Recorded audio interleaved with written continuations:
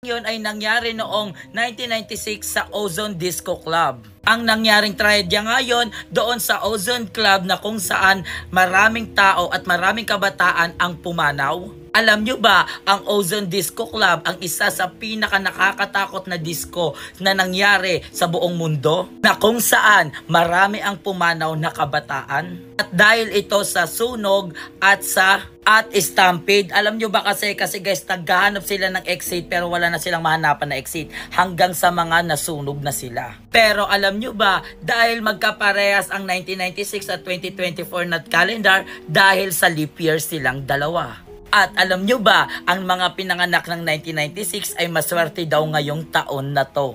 Magdadala daw ang mga pinanganak ng 1996 na madaming blessings sa pamilya nila.